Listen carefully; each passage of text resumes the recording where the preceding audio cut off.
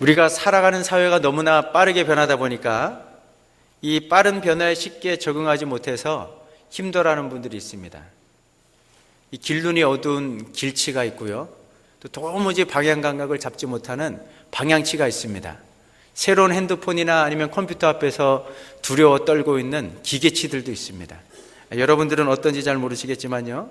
그런데 아무리 빠르게 변하는 사회에 빠르게 적응하지 못하는 것, 이것은 좀 불편한 것뿐이지 그렇게 큰 문제가 되지 않습니다. 정말로 문제가 되는 것은 뭐냐면 그렇게 많은 시간이 지난 것도 아닌데 너무나 쉽게 변해버리는 사람들의 마음이 문제라는 겁니다. 사람들은 변화하는 환경에 적응하기 위한 것이라는 그런 미명하에 처음의 약속을 너무나 손쉽게 저버립니다. 처음 일할 때 가졌던 그 초심을 잃어버리기가 너무나 쉽다는 거죠. 이것은 신앙의 영역에서도 마찬가지입니다. 여러분들이 처음 예수님을 만났을 때의 그 시절을, 그때 그 시절을 한번 떠올려 보시기 바랍니다. 그때는 기쁨이 있었습니다. 감사가 있었습니다. 첫사랑에 대한 그 뜨거운 그 감격이 우리의 마음속에, 영혼 속에서 솟구쳐 올랐다는 거죠. 근데 언제부터인지 모르지만 시간이 지나가면서 우리의 신앙이 식어져 가기 시작합니다. 급기야는 냉랭하게 얼음처럼 차가워진 상태로 이제는 아무런 감흥도 없이, 감사도 없이, 기쁨도 없이 그냥 교회만 왔다 갔다 하는 형식적인 신앙인으로 전락해 버리는 경우가 많이 있다는 겁니다. 그래서 교회 안을 들여다보면 많은 성도들이 처음에는 성령으로 시작했는데 육체로 끝내는 분들이 많습니다.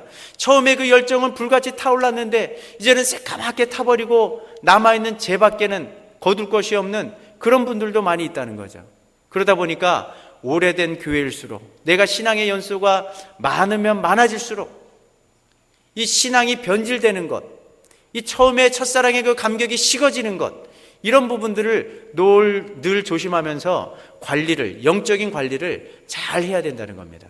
그러면서 오늘 본문을 들여다보면요, 바울은 빌립보 교회를 생각할 때마다, 그 성도들 한 사람 한 사람의 얼굴을 떠올 때마다 하나님 앞에 정말로 감사한 것이 있다라고 이 1장 3절과 5절에서 이렇게 고백합니다.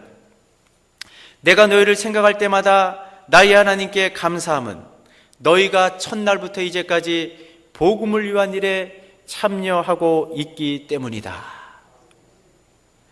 이 빌립보 교회 성도들은 바울을 통해서 복음을 처음 들었을 때의 그 첫사랑의 감격이나 또 그 후에 많은 시간이 흘러갔지만 복음을 위해 헌신하고 희생하고 또 섬기고 봉사하는 이 모든 열정에 있어서 조금도 퇴색되지 않았다는 겁니다. 변질되지 않았습니다.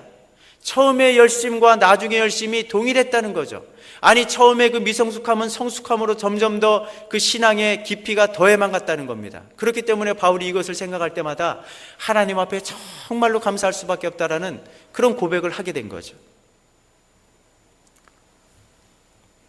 오늘이 우리가 읽은 본문 속에서 이 빌립보 성도들의 변함없는 이 믿음과 시종료일한 그 헌신의 비밀, 그 비결이 무엇인지 이 바울은 구약의 제사 용어를 사용해서 이렇게 표현하고 있습니다. 2장 17절 말씀 보면 만일 너희의 믿음의 제물과 섬김 위에 내가 나를 전제로 드릴지라도 나는 기뻐하고 너희 무리와 함께 기뻐하리라. 이게 뭡니까?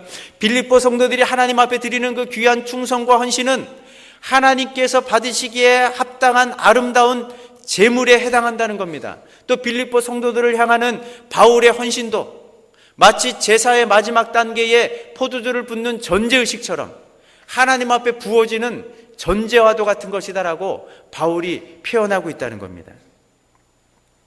구약 성경을 보면 5가지 중요한 제사가 있습니다. 번제가 있고 소제가 있고 화목제, 속제제, 속건제가 있는데 그 중에서 이 번제라고 하는 이 제사는 하나님 앞에 올려드리는 성도들의 헌신을 의미하는 그런 제사라고 말할 수 있습니다. 그렇기 때문에 이 번제가 어떻게 드려지는지 그 특징을 잘 살펴보면 하나님 앞에 어떻게 충성된 자로 설 수 있는지, 어떻게 우리의 온전한 섬김을 감당할 수 있는지 그 비결을 찾을 수 있다는 거죠. 그래서 오늘 이 아침에 어떻게 하면 우리의 믿음과 헌신이 시간이 가면 갈수록 변질되거나 또 혹은 약화되는 것이 아니라 시간이 가면 갈수록 새로워지고 뿐만 아니라 더 강해질 수 있는지 이 번제 속에 담겨져 있는 헌신의 참된 의미가 무엇인지를 살펴보면서 우리의 헌신을 새롭게 고백하며 다짐할 수 있는 오늘 이 아침 될 수 있기를 주의 이름으로 축복합니다. 교회에서 우리가 어떤 일들을 섬기든지 간에 하나님께서 기뻐하시는 그런 섬김의 자리로 나가길 원하는 마음의 간절한 소원이 여러분들에게 있으십니까? 그러면 첫 번째로 기억할 것이 뭐냐면요, 온전한 헌신을 위해서는 삶 전체를 드려야 된다는 겁니다. 한번 따라 보겠습니다. 삶 전체를 드려야 한다. 이 번제의 가장 중요한 첫 번째 특징은 뭐냐면요, 번제단 위에서 드려지는 그 모든 제물을 하나도 남김없이 다 불태워야 됐다는 겁니다. 경우에 따라서는 어떤 사람은 소를 갖고 옵니다. 양을 갖고 옵니다. 어떤 사람은 염소를 갖고 옵니다. 근데 그것이 번제의 제사가 아니라면 그 드려진 제물의 일정 부분은 제사장의 몫으로 돌려집니다. 또 일정한 부분은 그 제사를 드리는 백성들의 음식으로 사용이 되어집니다. 그런데 그것이 소든 양이든 염소든 상관없이 번제로 드려지는 제사일 경우에는 제사장이나 백성들에게 남겨지는 몫이 하나도 없습니다. 그 모든 것들 하나도 남김없이 다 제단 위에서 태워야 됐다는 겁니다. 그래서 레위기 1장 9절 말씀 보면요, 이렇게 성경은 기록합니다. 그 예물이 소나 양이나 염소의 번제이면 제사장은 그 일부가 아니라 전부를 제단 위에서 불살라 번제로 드릴지니. 그렇습니다. 번제의 제사를 통해서 그 드려진 제물의 전부를 불살라 하나님 앞에 올려드리는 것처럼 우리가 온전한 헌신이 되려고 하면, 하나님께서 기뻐하시는 헌신의 자리로 나아가려고 하면 하나님께 드릴 때 아까워하는 것이 없어야 됩니다. 우리의 모든 것들을 드릴 수 있어야 된다는 거죠. 그게 우리의 시간이든 물질이든 우리의 건강이든지 간에 하나님께 드릴 때만큼은 조금도 아까워하지 않고 아낌없이, 마치 번제의 제물이 다 하나님 앞에 불타 올라가는 것처럼 우리의 모든 것들을 드릴 수 있어야 된다라고 성경이 교훈하고 있다는 겁니다.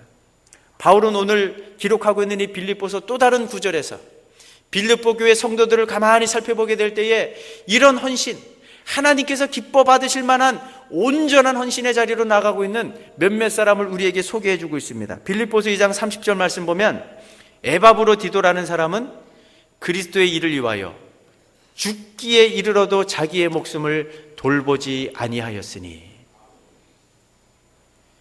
어떤 상태인지 모르지만 지금 죽을 수도 있는 심각한 상황이었지만 자기의 몸을 돌보지 않고 복음을 위해서, 그리스도의 일을 위해서 그 힘에 지나는 수고 헌신을 아끼지 아니하였다라고 우리들에게 말씀해 줍니다. 4장 18절에서는 에바브로디도 편에 바울이 빌립보 성도들이 보낸 헌금을 건네받은 다음에, 선교헌금을 건네받은 다음에 이렇게 이야기합니다. 에바브로디도 편에 너희가 준 것을 받음으로 내가 풍족하니 이는 받으실 만한 향기로운, 뭐라고 이야기합니까? 제물이요 하나님을 기쁘시게 한 것이라. 바울은 수많은 지역을 다니면서 여러 교회들을 개척했습니다. 바울이 개척한 교회 가운데는 고린도 교회처럼 환경적으로 또 경제적으로 풍요로운 교회도 있었지만 바울에게 선교헌금을 보내준 교회는 빌립보 교회가 유일하다는 겁니다. 그런데 이 빌립보 교회는 경제적으로 넉넉한 성도들이 살지 않았습니다. 모두가 어려운 중에 있었던 형편에 있었음에도 불구하고 자신들의 형편을 돌보지 않고 복음에 참여하기 위해서, 바울이 전하는 복음에 동참하기 위해서 그 헌금을 걷어가지고 힘에 지나도록 모은 그 헌금을, 선교헌금을 바울에게 보내줬다는 거죠.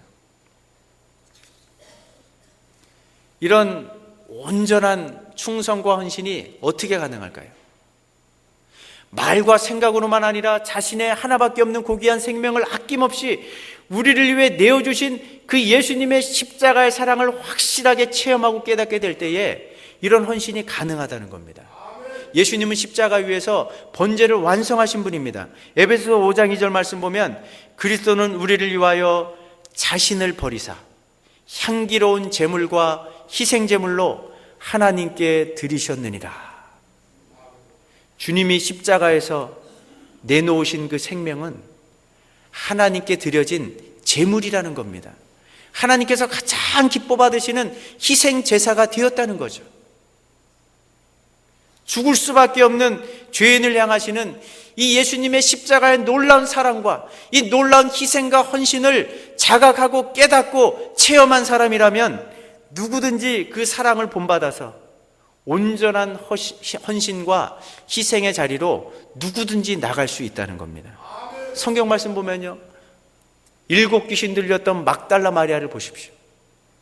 예수님을 통해서 새 생명을 얻었습니다. 인생의 새로운 소망을 갖게 되었습니다.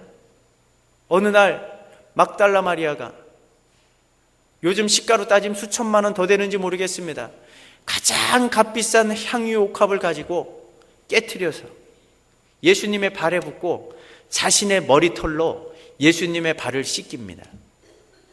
보통 사람들은 이해할 수 없는 그 고귀한 헌신을 어떻게 할 수 있었겠습니까? 예수님 때문에 새 생명을 얻었으니까, 예수님 때문에 새로운 삶을 살게 됐으니까 보통 사람들은 이해하지 못하는 그런 헌신과 섬김이 가능한 겁니다.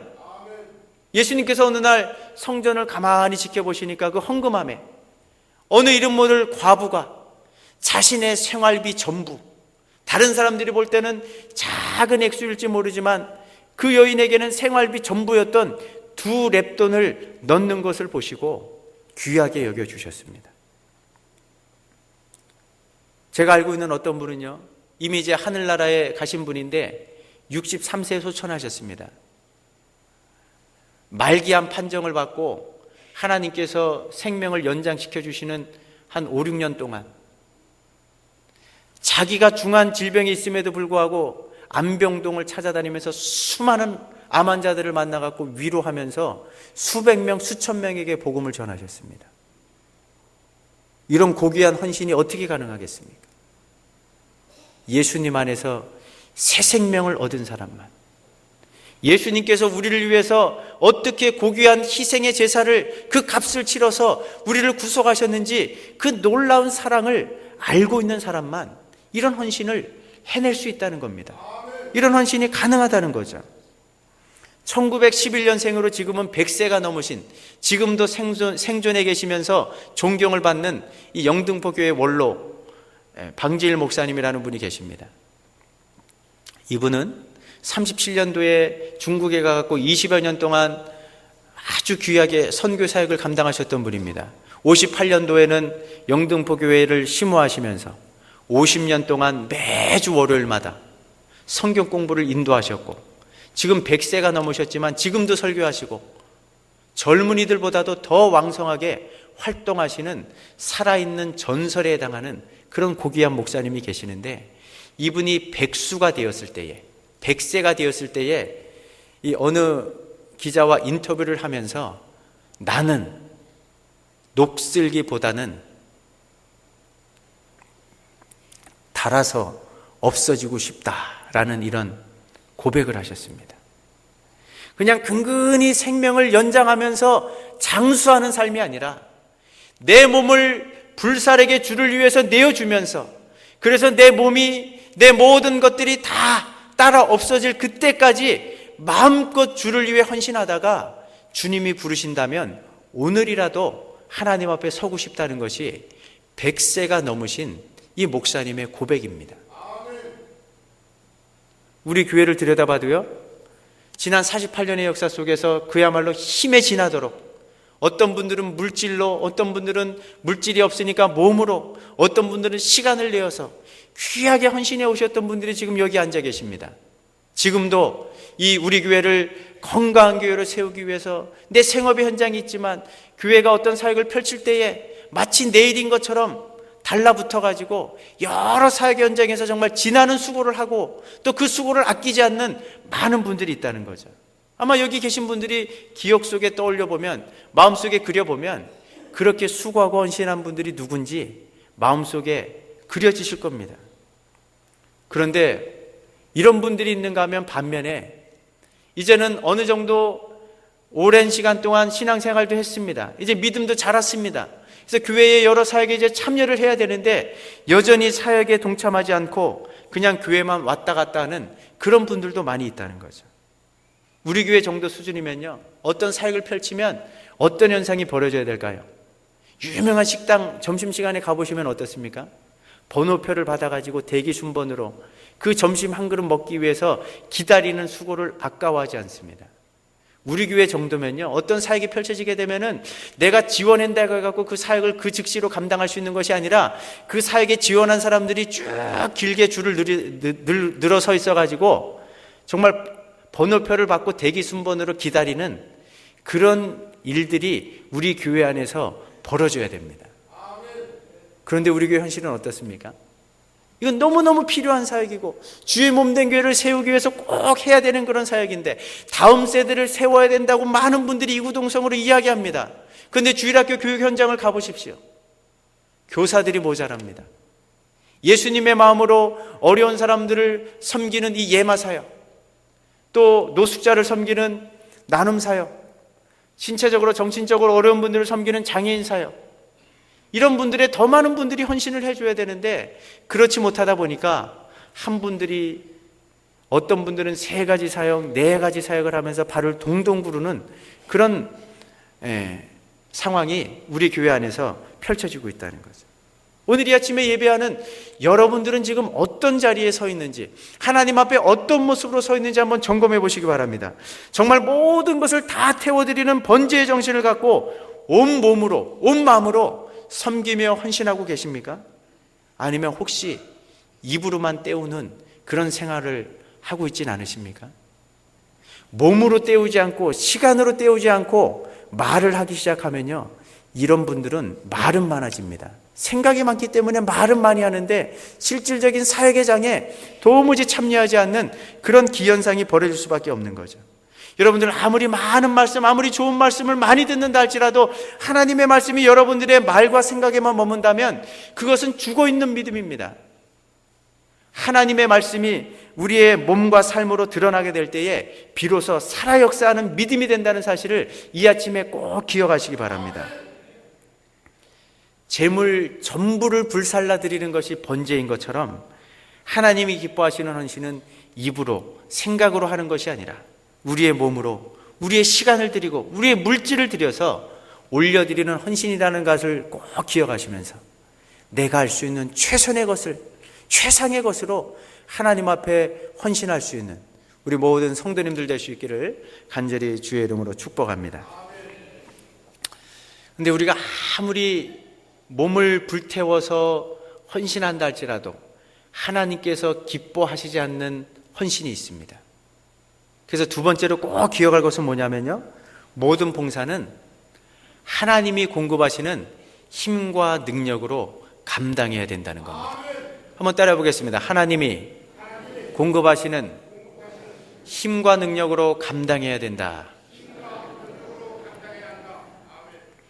이 번제의 두 번째 특징은 뭐냐면요, 하나님이 주시는 불을 가지고만 제물을 태워야 됐다는 겁니다.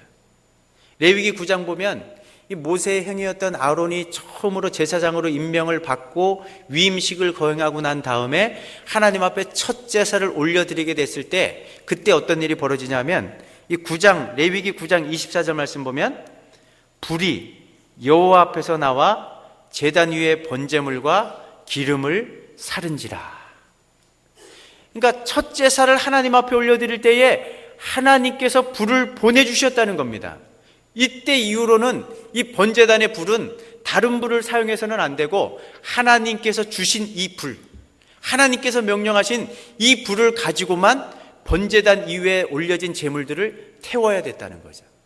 근데 아론의 두 아들들인 나답과 아비후가 이 하나님의 명령을 가볍게 여겼을 때에 하나님의 진노를 받게 됩니다.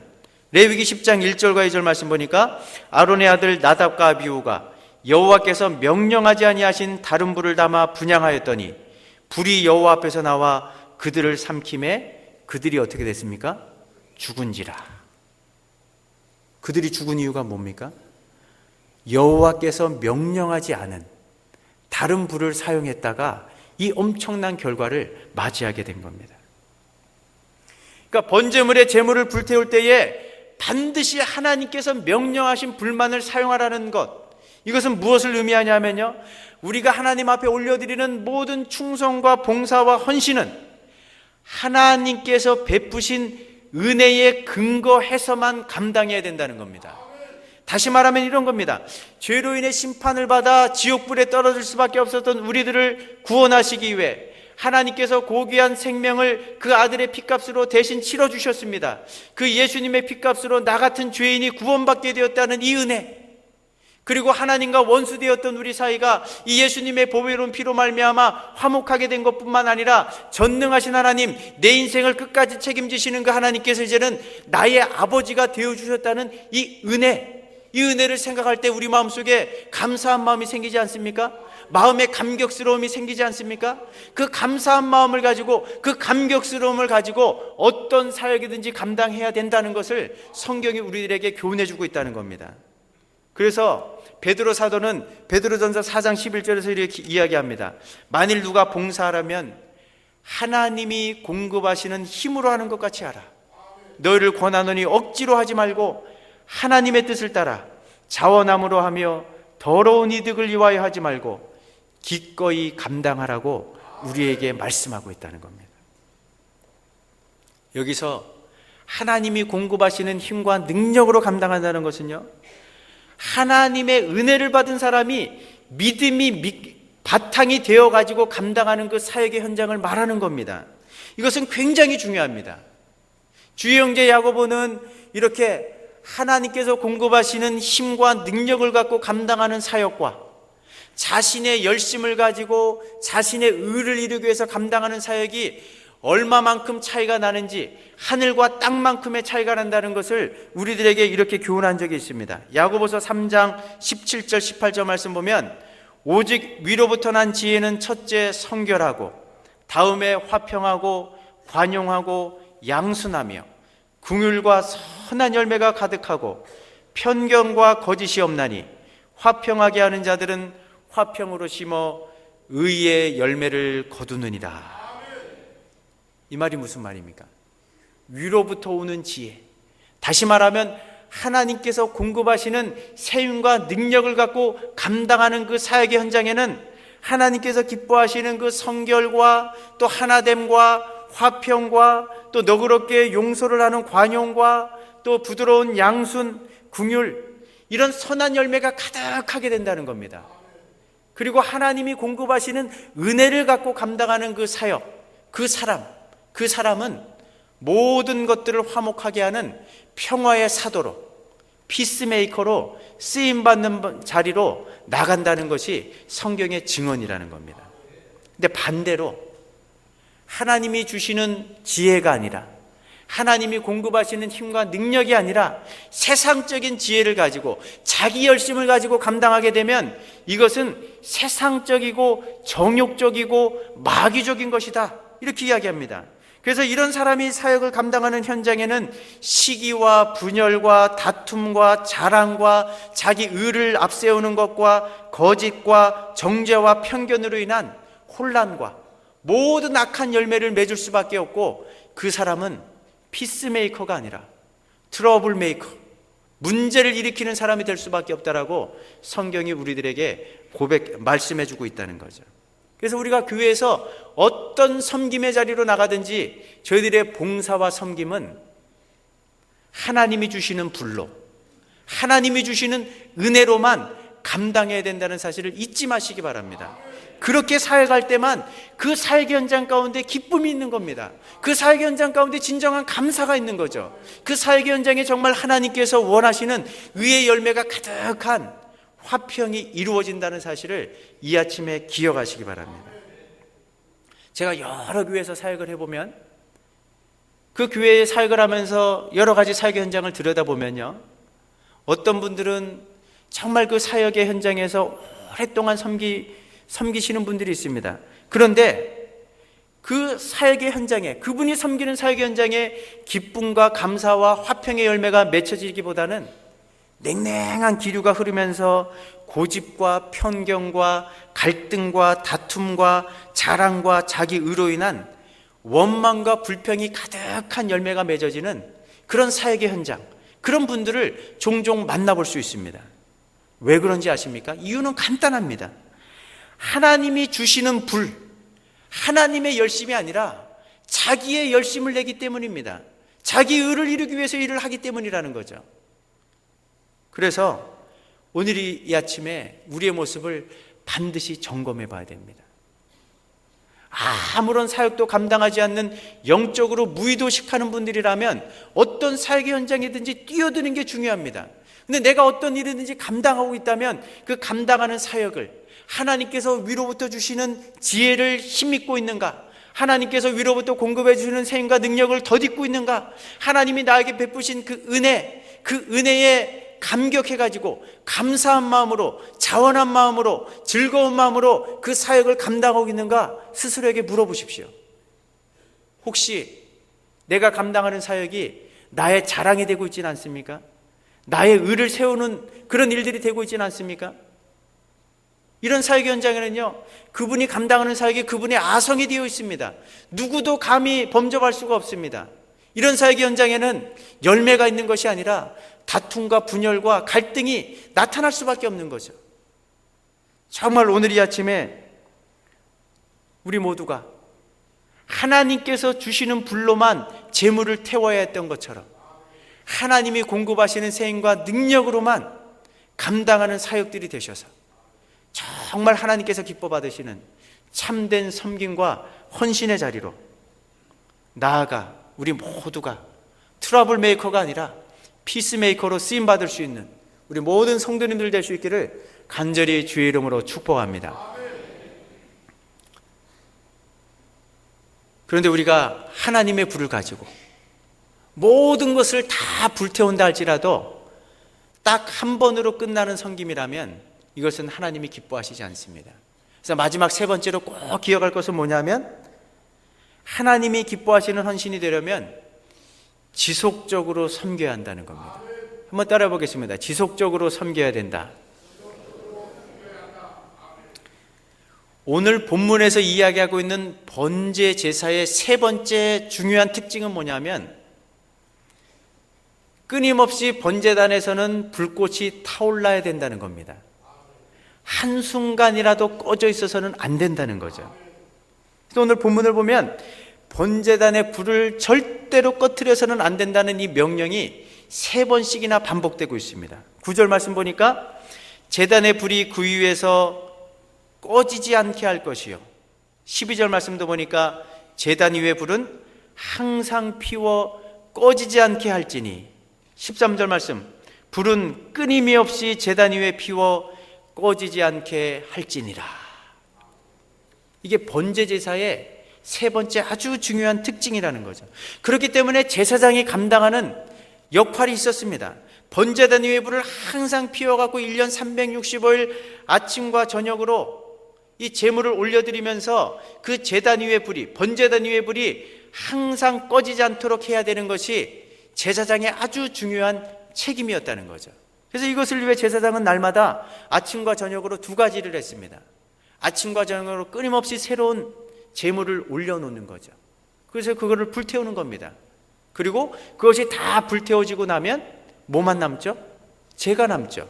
그럼 죄를 깨끗하게 치우는 것, 이것이 날마다 제사장들이 감당해야 되는 아주 중요한 책무였다는 거죠.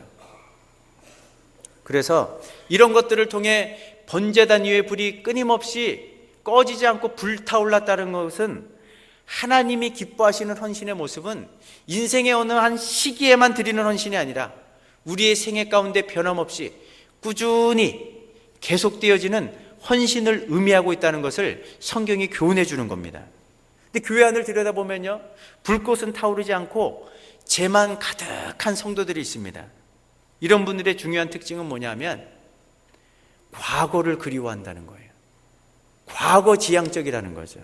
그래서 이런 분들에 비해서 자주 깨달은 말은 내가 왕년에, 내가 옛날에 얼마만큼 이 교회를 위해서 희생하고 헌신을 아끼지 않았는지 당신들은 모를 거야. 교회가 이만큼 세워진 것은 보이지 않는 나의 힘에 지나는 수고와 헌신이 있었기 때문이야 라고 말하고 싶지만 말을 하지 않고 가슴에 담고 사는 분들이 있을 수 있다는 겁니다. 이 시간 기억하시기 바랍니다. 우리의 헌신을 하나님 앞에 올려드릴 때 중요한 것은요, 왕년에 과거에 내가 얼마만큼 희생을 했고 얼마만큼 헌신을 했고 얼마만큼 봉사했느냐, 그것이 중요한 것이 아니라 오늘 이 자리에서 지금 나는 하나님 앞에 어떤 희생을, 어떤 봉사를, 어떤 섬김을 올려드리고 있는지, 이것이 중요하다는 사실을 꼭 기억하시기 바랍니다. 하나님께서는 저와 여러분들을 영적인 제사장이라고 말씀하십니다. 영적인 제사장으로서 여러분들의 번제단 위에 지금 무엇이 올려져 있는지 한번 생각해 보시기 바랍니다. 혹시 하나님을 위해 날마다 새롭게 드리는 봉사와 헌신의 불길은 타오르지 않고 과거에 열심을 냈던 봉사와 헌신의 흔적인 재만 가득 수북히 쌓여있진 않으십니까? 그렇다면 여러분들의 번제단 위에 있는 그 모든 죄를 오늘 이 시간에 깨끗하게 제거할 수 있는 그런 은혜가 있기를 주의 이름으로 축복합니다. 그래서 여러분들의 입에서는 더 이상 내가 왕년에, 내가 옛날에 이런 일을 했다, 이런 말, 이런 생각들이 성령의 불로 완전하게 소멸될 수 있는, 그래서 우리의 영적인 번제단 위에 어떤 죄도 남겨지지 않는 그런 은혜가 있기를 다시 한번 주의 이름으로 축복합니다. 우리 번제단의 이 죄를 깨끗하게 제거하고 난 다음에는요, 우리가 할 일이 무엇이겠습니까? 날마다 아침 저녁으로 하루를 살면서 우리의 믿음의 고백이 담긴 새로운 제물을, 봉사와 헌신과 희생의 제물을 하나님 앞에 올려드리는 겁니다. 영적인 제사장으로서 우리는 날마다 혹은 또 매주마다 예배드립니다. 하나님 앞에 나와서 기도합니다. 때로는 교회에서 행하는 여러 사역에 참여하면서 봉사하고 수고합니다. 우리 입장에서 보면 이 일들은 매주마다 아니면 매일마다 반복되는 사역인 것 같지만 하나님께서는 믿음의 고백이 담겨진 그 고백을 가지고 이 일들을 감당하는 우리의 수고와 헌신을 날마다 새로운 것으로 기억하시면서 받아주시는 줄로 믿으시기 바랍니다. 여러분들이 삶이 정말 힘들고 어려운데 하나님께서 주실 그 은혜를 기대하고 사모하면서 어떤 찬송을 집안에서 혹은 또 교회를 찾아갔고 수십 번, 수백 번을 반복했다면 우리 입장에서는 반복한 거지만 하나님께서는 마음의 중심으로 수십 번, 수백 번 올려드린 그 찬양을 새 노래로, 전혀 새로운 것으로 기쁘게 받아주신다는 사실을 잊지 마시기 바랍니다. 그렇기 때문에 우리 하나님은요, 여러분들이 지금도 어떤 안 믿는 가족이나 어떤 어려운 이웃들을 향하여 눈물 흘려 기도하는 그 중보 기도를 우리 하나님께서 귀하게 보고 계십니다. 여러분들이 교회의 여러 사역의 현장에서 정말 누가 알아주든 알아주지 않든 귀하게 수고하며 헌신하는 그 봉사의 손길을 우리 하나님께서는 너무너무 귀한 것으로 지금 기쁘게 받으신다는 사실을 잊지 마시기 바랍니다. 내 주변에 안 믿는 영혼들을 위해 그들을 품고 기도하면서 구령의 열정을 가지고 어떻게 해서든지 때를 얻든지 못하든지 복음을 전하려고 하는 여러분들의 마음의 그 열정과 수고 헌신을 우리 하나님께서는 날마다 여러분들의 영적인 번제단에 올려드려지는 새로운 제물로 기쁘게 연락하시고 흠양하신다는 사실을 이 아침에 꼭 기억하시기 바랍니다.